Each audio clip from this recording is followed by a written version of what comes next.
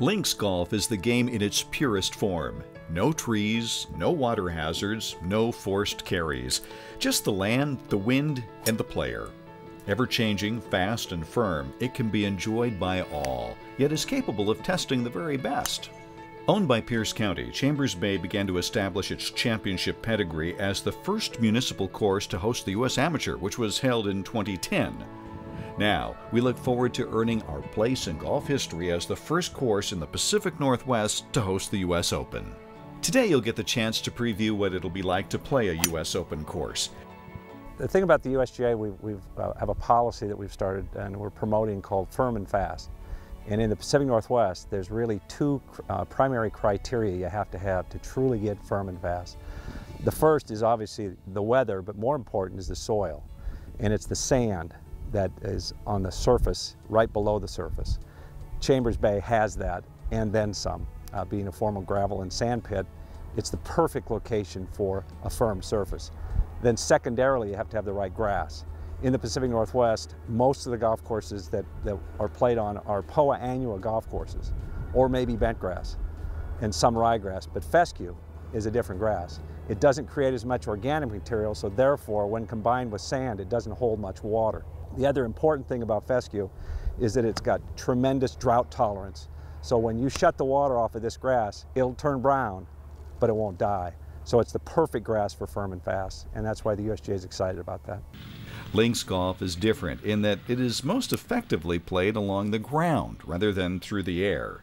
Consequently, a local caddy can be an invaluable resource as you enjoy this unique brand of golf. In addition to receiving less water and fertilizer, our fescue greens have greater undulation and are intended to be played at slower speeds. As a result, greens are mowed slightly higher. In the run-up to the U.S. Open, greens will be running at about 9 feet on the Stimpmeter, while the championship speeds will increase to 10 or 11. Make sure to take some time on the practice green to get accustomed to the speeds before you begin your round.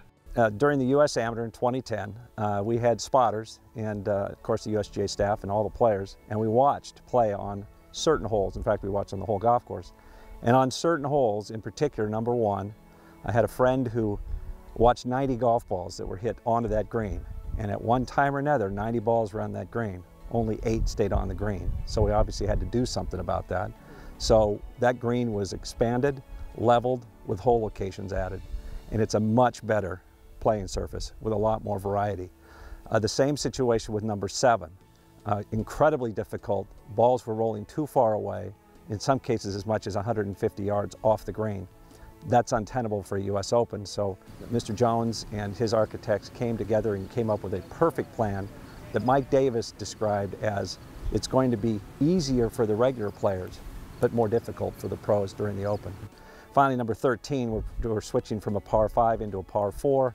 The irons that are hit into that green at trajectories, before the green sloped away from the players, now it's coming more at them.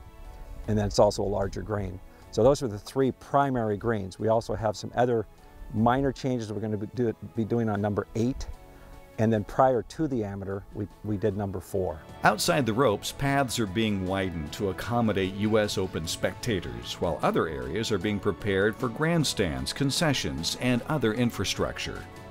True links golf is the ultimate test of a player's ability.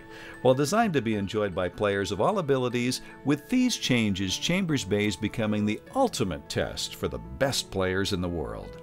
Please enjoy your round, as you also witness golf history in the making.